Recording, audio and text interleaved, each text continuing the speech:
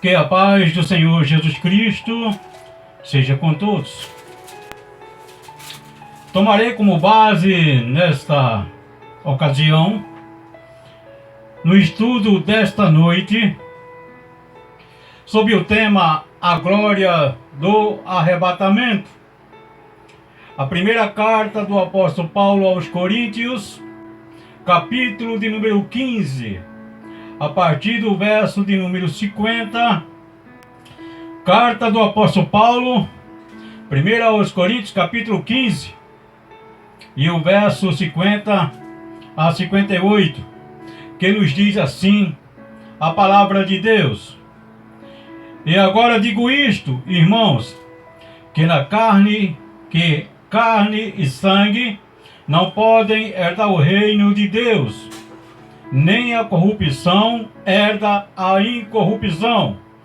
Eis aqui vos digo um mistério. Na verdade, todos dormiremos, mas nem todos seremos transformados. No momento, num abrir e fechar de olhos, ante a última trombeta, porque a trombeta soará, e os mortos ressuscitarão incorruptíveis, e nós seremos transformados. Porque convém que isto que é corruptível se revista da incorruptibilidade, e que isto que é mortal se revista da imortalidade. E quando isto que é corruptível se revestir da incorruptibilidade, e isto que é mortal se revestir da imortalidade, então cumprir-se-á a palavra que está escrita: tragada foi a morte na vitória. Onde está a morte, o teu aguilhão? Onde está o inferno, a tua vitória? Ora, o aguilhão da morte é o pecado, e a força do pecado é a lei. Mas graças a Deus que nos dá a vitória por nosso Senhor Jesus Cristo. Portanto, meus amados irmãos, sede firmes e constantes, sempre abundantes na obra do Senhor, sabendo que o vosso trabalho não é vão no Senhor. A glória do arrebatamento. A glória do arrebatamento da igreja. Apenas falar no arrebatamento já é uma grande dádiva, já é uma grande emoção. Esta palavra arrebatamento é a chave principal da nossa esperança.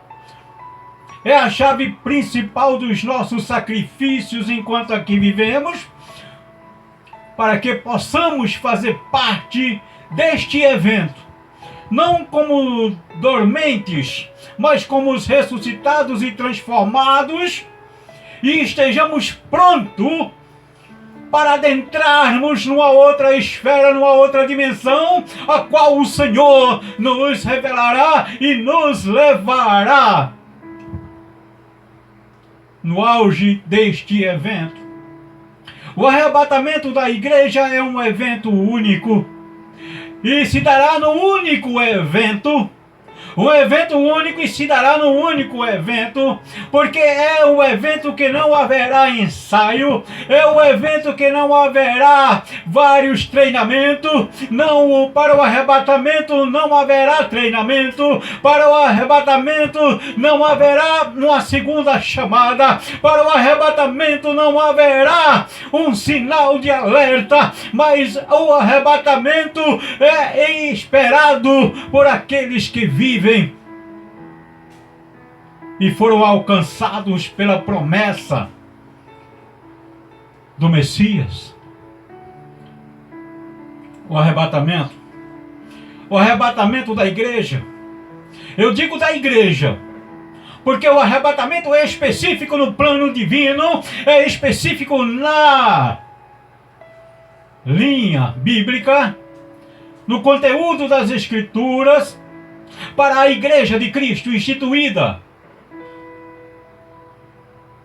lá em Cesareia de Filipe. Não! A igreja de Cristo foi instituída antes mesmo da fundação do mundo, quando o Cordeiro de Deus já fora sacrificado. Porque a Bíblia nos diz que Jesus Cristo morreu, o Cordeiro de Deus foi sacrificado antes da fundação do mundo. Então a igreja já estava determinada e instituída no plano divino. O arrebatamento da igreja tem a função, primeiro, de completar a salvação. A nossa salvação será completa após o arrebatamento da igreja. Nós aqui vivemos no desenvolvimento desta salvação, no aperfeiçoamento desta salvação, na santificação desta salvação. Porém, a sua plenitude, a sua completude será após o arrebatamento da igreja. Quando nós visualizamos esta esperança, esta promessa, não há tempestade, não há mar revolto, não há distúrbio, não há batalha que nos faça parar e desistir. Quando olhamos para o futuro e vemos o arrebatamento da igreja. O arrebatamento da igreja terá duas funções. Primeiro, completando a nossa salvação, ressuscitando o corpo. Ressuscitando o corpo.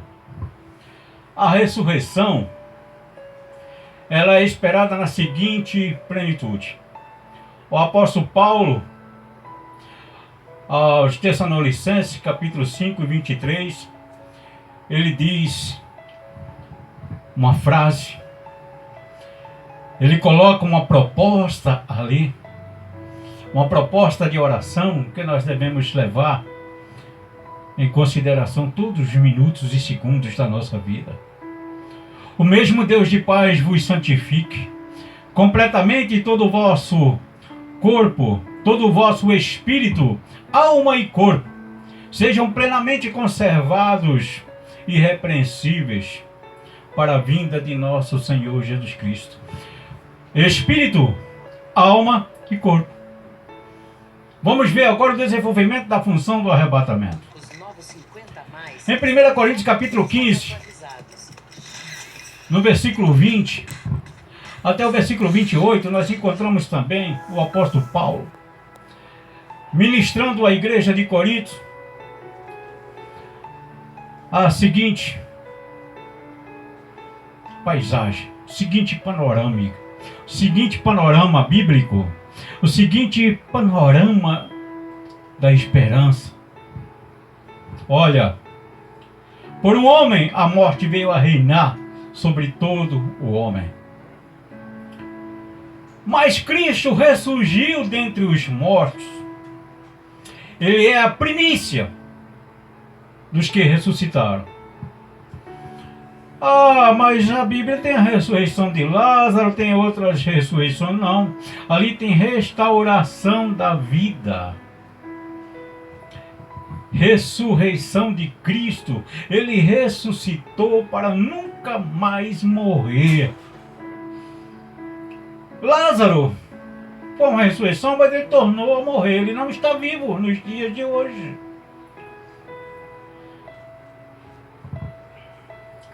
Porém, Jesus Cristo foi o primeiro. Ele é o primeiro dentre os mortos que ressuscitou para nunca mais morrer. A ressurreição também veio por um homem, porque Cristo ressuscitou. Aí nos faz a seguinte interrogação, e quando meditamos no arrebatamento, precisamos nos perguntar: por que o arrebatamento? E quem morreu na cruz? Por que o arrebatamento? Eu vou continuar nesta meditação, nessa prédica, explicando por que o arrebatamento. Mas agora, a interrogação: quem morreu na cruz? E eu respondo: na cruz morreu o Jesus histórico. Na cruz morreu o Jesus histórico. Mas na cruz também morreu o Jesus divino. A cruz foi isso. As duas naturezas de Cristo se entrelaçaram.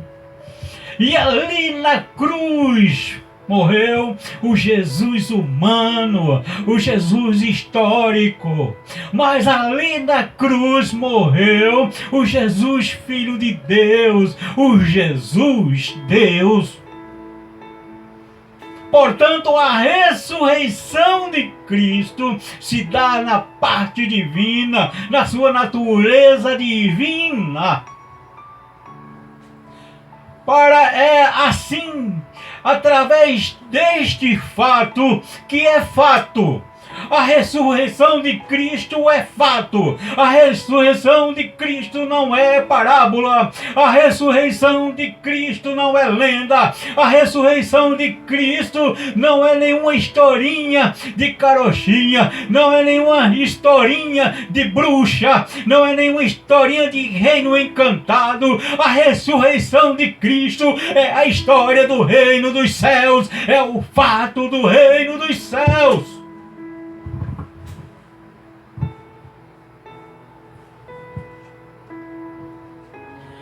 A ressurreição de Cristo é a história, o clímax do reino de Deus entre os homens. Todos morrem em Adão. Por isso que Paulo diz, nem todos vamos ser transformados, mas todos dormiremos, porque todos morrem em Adão. A ordem divina é essa. Todos morrem em Adão. Mas Cristo, sendo a primícia, vivifica os que são deles. Cristo, sendo a primícia dos que dormem, não é dos que morrem, mas a primícia não é dos que estão mortos, mas dos que dormem. O aguilhão da morte já não existe sobre aquele que é de Cristo. Dorme em Cristo Jesus. A ordem é essa. Todos morrem em Adão, mas Cristo vivifica os que são seus. O que é vivificar em Cristo? É aguardar a ressurreição, que acontecerá no evento do arrebatamento. Aí a ordem é Cristo a primícia dos que dormem, e depois os que são de Cristo na sua vinda. Oh, glória! Por isso que a Bíblia, o apóstolo Paulo aqui em 1 Coríntios está nos revelando. Cristo é a primícia dos que dormem, então eu ressuscitarei. Você ressuscitará por ocasião da sua segunda vinda. Isto nos faz entender a seguinte, que não é teoria, mas a seguinte situação. E esta situação tem sido criada algumas teorias para ela. Mas eu não quero falar dessas teorias porque são meras teorias. Nós estamos aqui para relatarmos os fatos bíblicos.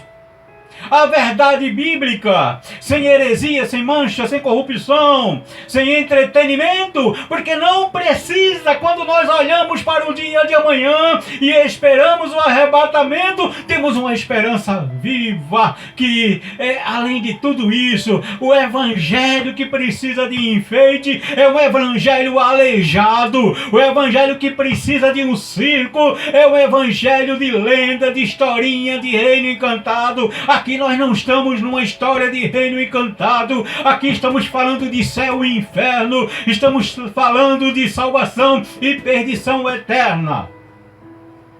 Estamos falando de arrebatamento. Estamos falando de destino da alma humana. Estamos falando, e tem poucas pessoas aí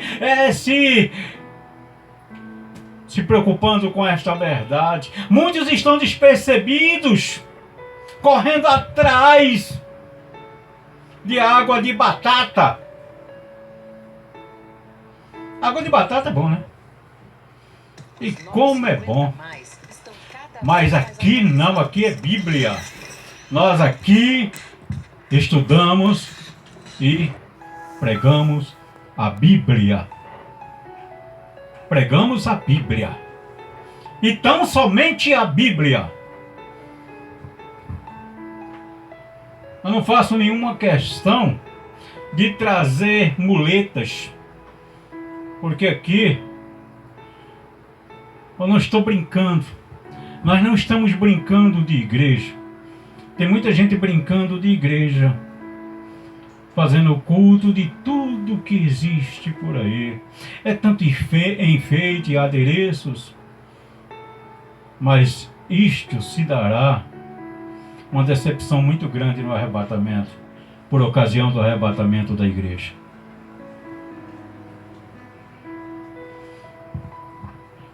Muitos dirão naquele dia: Senhor, Senhor, nós em teu nome nós fizemos milagre, fizemos maravilha, pregamos, expulsamos demônios, fizemos isso, profetizamos o futuro, profetizamos o passado, hipnotizamos, derrubamos pessoas hipnotizadas, outras nós empurramos. Será que vão dizer isso? Não, vão dizer: Jesus, olha, nós em teu nome nós profetizamos, nós pregamos um evangelho, nós fizemos maravilhas, sinais, em teu nome salvamos almas. Como se eu pudesse salvar almas, nós pudéssemos salvar almas. Não, nós pregamos o evangelho da salvação. Jesus vai dizer: eu não conheço você não, meu amigo. Eu não te conheço, então você se aparte de mim, você que praticou a iniquidade. Agora, vá para o lugar que está preparado para você. Ou não? Eu estou dizendo algo que a Bíblia não diz? Eu estou dizendo algo que a Bíblia não relata?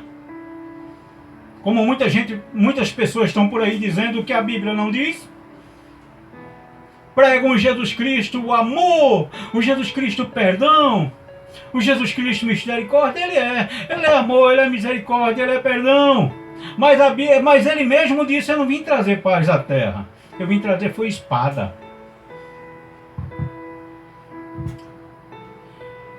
A ordem é essa: Cristo, as primeiras os que dormem, e depois os que são dele na sua vinda. Aí nos faz pensar e entender a situação do estado intermediário, porque todo aquele que morre, ele tem um destino, e os que dormem em Cristo também têm um destino. O corpo é descido à sepultura e só ressuscitará na hora do arrebatamento daqueles que dormem em Cristo, né? Lá em Lucas capítulo 16, no verso 19 a 31, o apóstolo Lucas, que era médico e entendia muito bem do que ele escreveu, ele relata a passagem do rico e Lázaro. Aquilo ali não é parábola, viu? Não é parábola. Jesus, ele contou, ele relatou como se fosse uma parábola, mas entendemos pelo texto original que não é parábola. Que Jesus trouxe do desconhecido para o conhecido, mas ele não poderia inventar e criar uma parábola simplesmente dessa plenitude para relatar. Então ele não é parábola. O rico e Lázaro. Que Lázaro, o mendigo, que sofrera, foi para um lugar. E aqui tem duas palavras, mas eu não vou entrar nessa questão do Sheol e Geena. Mas vou dizer que era um lugar só, mas havia um abismo entre um e outra divisão, e no lugar mais alto ficava o seio de Abraão, e no lugar mais baixo, com uma grande distância entre um e o outro, ficava o lugar de tormento, e o rico foi para o lugar de tormento, e Lázaro foi para o seio de Abraão. E já conhecemos a história. Já conhecemos a história que Lázaro estava sendo saciado, a sede dele estava bem ali no paraíso, no seio de Abraão, tranquilo, enquanto que o rico estava no tormento eterno. E ele fez alguns pedidos para Abraão, pai Abraão. Aí ele se lembrou de chamar Abraão de pai. Ele se lembrou de querer ser filho de Abraão, mas ele não fez nada que Abraão, ordenou o que estava escrito na lei de Moisés. Ele não guardou os mandamentos. E tem muitas pessoas que assim querem ser chamadas filhos de Deus, sem obedecer os mandamentos divinos. Que maravilha se assim for, Senhor. O cara maravilha que é predestinado, pronto para a salvação, ele pode aprontar o que quiser. Ele é predestinado para a salvação, se assim fosse. Que maravilha. Mas a Bíblia nos diz lá em Efésios capítulo 4 e o versículo 7, que Cristo, após a sua crucificação, ele foi até as partes mais baixas da terra e pregou aos espíritos em prisão. Aí, antes, na crucificação, se não me falha a memória, o mesmo evangelista Lucas, no capítulo 23, relata a seguinte passagem no texto bíblico, que aquele ladrão que estava sendo crucificado com Jesus ali, ao lado, ele olhou para Jesus e disse: Senhor, lembra-te de mim quando entrares no teu reino. E Jesus disse: hoje estarás. Em Lucas é hoje. Em outro evangelho é hoje mesmo. Hoje estarás comigo no paraíso. Por que isso? Porque a parte divina de Jesus tinha conhecimento que a sua parte divina iria levar o cativeiro até o paraíso, iria transferir. E foi isso que Jesus fez quando ele desceu às partes mais baixas da terra. Ele pregou aos espíritos em prisão, e não pregou para a salvação dos espíritos, não. Tem muitas pessoas que acham que Jesus foi pregar aos espíritos, e por aí surgem outras teorias, outras coisas do purgatório, e por aí vai. Não existe. Lá, depois que parte desse mundo, meu amigo, a porta se fechou, o sol não brilha mais, as estrelas não aparecem mais no céu. Não há mais como mudar a situação. Então temos que mudar a nossa situação enquanto estamos aqui. Enquanto aqui estamos. Jesus levou cativo o cativeiro e colocou no céu, debaixo do altar, segundo a Bíblia, para aguardar ali no paraíso. Aqueles que dormem em Cristo vão para o paraíso. O salvo, quando morre ou quando dorme em Cristo Jesus, ele vai para o paraíso. Ele não fica nem no mesmo espaço vendo o lugar de tormento, não. Ele vai para o paraíso, porque Cristo ressuscitou e transferiu o cativeiro, para o seio de Abraão. Então esse lugar intermediário é isso aí. O ímpio vai para o lugar de tormento. E o ímpio é aquele que pratica impiedade ou iniquidade. E iniquidade é aquele que tem conhecimento da lei. É aquele que tem conhecimento do mandamento. Não é para aquele que não tem conhecimento. Não é para aquele que não ouviu acerca dos mandamentos. Não é para aquele que tem conhecimento. Porque pratica conscientemente.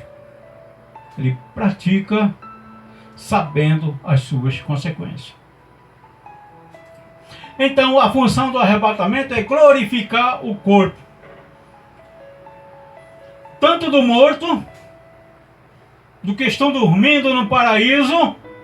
Os sepulcros se abrirão e encontrarão a alma, porque a alma é imortal. Não adianta alguém dizer, eu estou esperando na mortalidade da alma. Se a alma para você morre, meu amigo, procura ler a Bíblia, a Escritura Sagrada, porque a alma é imortal. Qual seria a função do arrebatamento se a alma fosse imortal? É falta de vitamina na massa cinzenta. A alma é imortal, então se encontrará o corpo com a alma. E não tem problema alguém falar, mas vai ressuscitar no céu, porque os que dormem estão no céu. Sim, não há nenhum problema, o corpo sobe daqui e os vivos também têm os corpos transformados, porque como lemos no início, é corrupção, isso aqui é corruptível, precisa da incorruptibilidade. Isso aqui é mortal. Precisa se revestir da imortalidade. É essas duas funções do arrebatamento. É a ressurreição do corpo e a transformação dos corpos dos que estão vivos. Que estarão vivos pela ocasião da volta de Jesus. Quem irá no arrebatamento? Pergunta maravilhosa, né? Parece até sem conexo, mas é muito importante. Porque tem muitas pessoas que estão discutindo, só vai no arrebatamento quem está em dia com Deus, com dia em tudo. Só quem é pastor, só quem é missionário, só quem é dizimista, só quem é seguidor fanático de tal religião, só quem é da minha denominação. Aquela igreja não vai. Aquela igreja ali vai. Aquela igreja é certa. Ela põe isso. Aquela igreja tira isso, então. Aquela denominação, ela exige que os seus crentes, que os seus membros se vistam de tal maneira. Aquela denominação com certeza vai no arrebatamento. Os outros vão ficar. E todo mundo sabe quem vai no arrebatamento. Mas a Bíblia diz que todos os salvos irão no arrebatamento. A Bíblia diz que todos os salvos, salvo pela fé. E o que eu falei, a fé, independe de tudo isto que falei. A fé, ela é que traz a graça de Deus e a salvação. Isto não vem de nós, isto não vem de vós, é dom de Deus. Quem irá? Todos os salvos. Quando será o arrebatamento? Tem tantas pessoas preocupadas com os sinais. O terceiro templo não é o quarto templo, outros não é o segundo. Tudo isso que está acontecendo é o último sinal. Quando aquela estrela se aproximar da terra é mais um sinal. Quando falta 2 sinais para se cumprir, para o arrebatamento acontecer.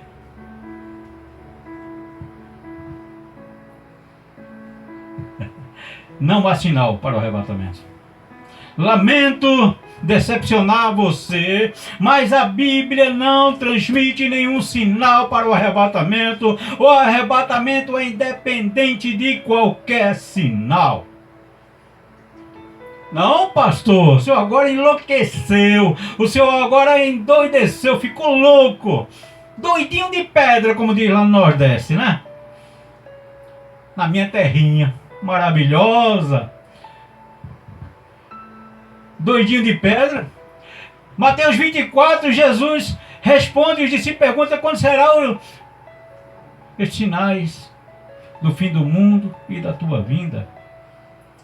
Sim, todos os sinais que a Bíblia relata são para a nação de Israel, ou para a plataforma do anticristo. A igreja é o mistério de Deus, é o segredo de Deus. E se é o segredo de Deus, Ele não revelou o dia do arrebatamento, Ele não casou nenhum sinal com o arrebatamento, porque seria fácil. Até mesmo para o homem descobrir, imagina para Satanás, né?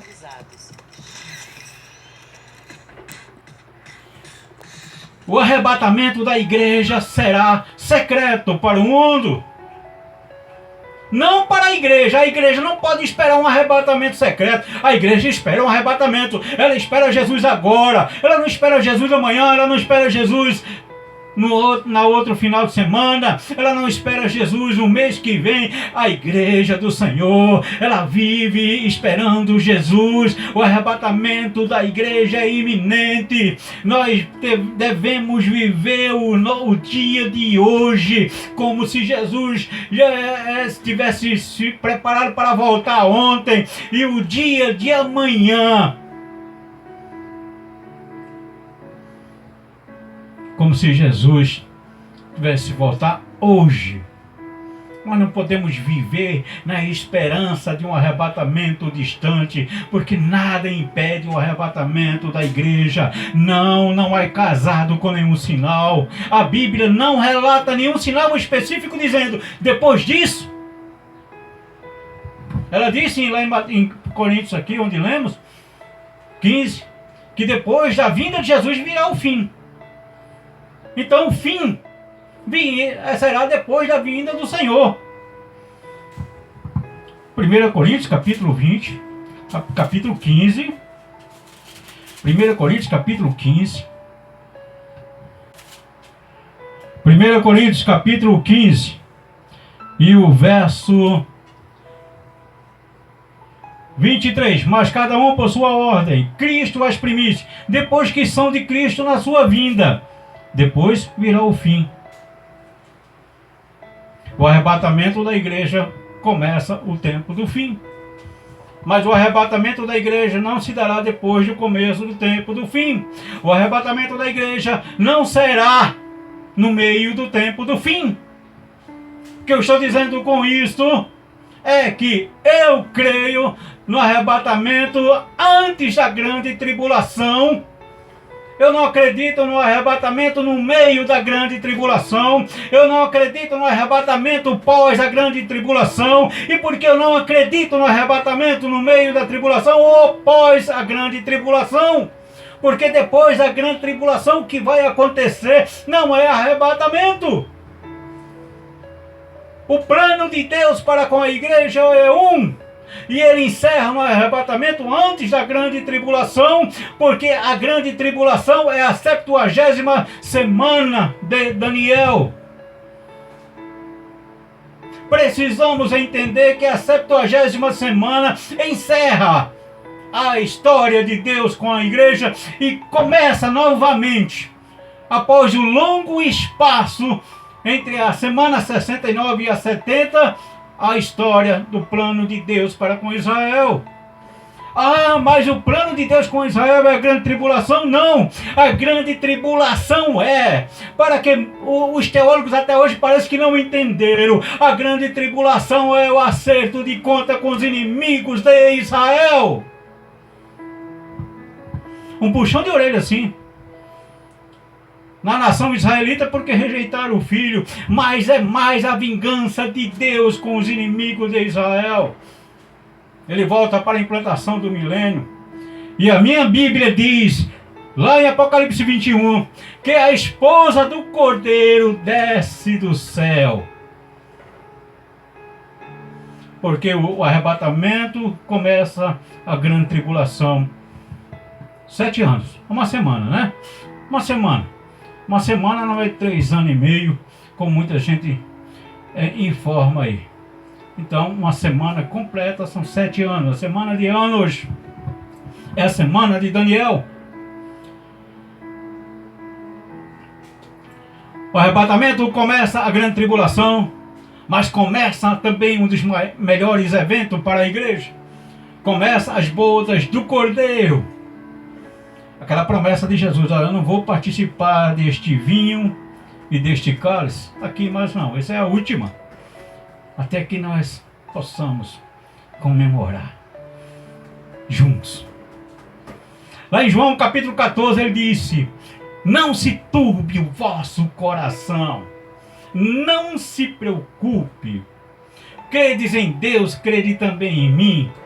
Na casa de meu pai há muitas moradas, vou preparar-vos lugar, e quando eu for,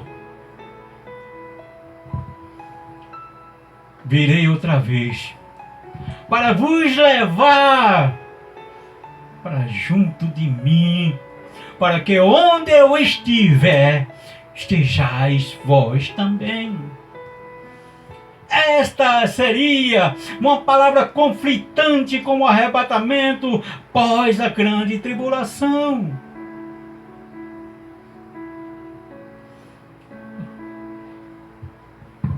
Essa palavra também foi para os judeus. Essa palavra não pode ser concatenada com a igreja. Não. Essa palavra foi específica para a igreja. Ela foi dirigida a judeus, mas específica para a igreja. Porque fala da volta e vos levar. Se falar assim, eu não vou levar vocês? Não. Aí seria específico para Israel. Mas aqui está falando do arrebatamento. Eu vou vos levar para que onde eu estiver, vocês estejam também. E no final, Apocalipse 21, nós encontramos a esposa, a noiva do Cordeiro descendo. Essa é a função do arrebatamento. A glória do arrebatamento. Então não há terror neste mundo que possa nos desligar desta esperança, porque o arrebatamento é a glória da igreja. Ó igreja, desperta! Desperta! Tira os saduceus que têm se infiltrado em teu meio, ó noiva do Cordeiro. Expulsa esses mercenários, porque a vinda de Jesus não depende de mais nada, nunca dependeu. Simplesmente chegará a hora que os Pai dará ordem. Então desperta, igreja, se levanta deste sono. Não faça como as virgens imprudentes, mas esteja sempre com o azeite, na esperança e no aguardo do noivo, porque ele vem. Ora vem, Senhor Jesus.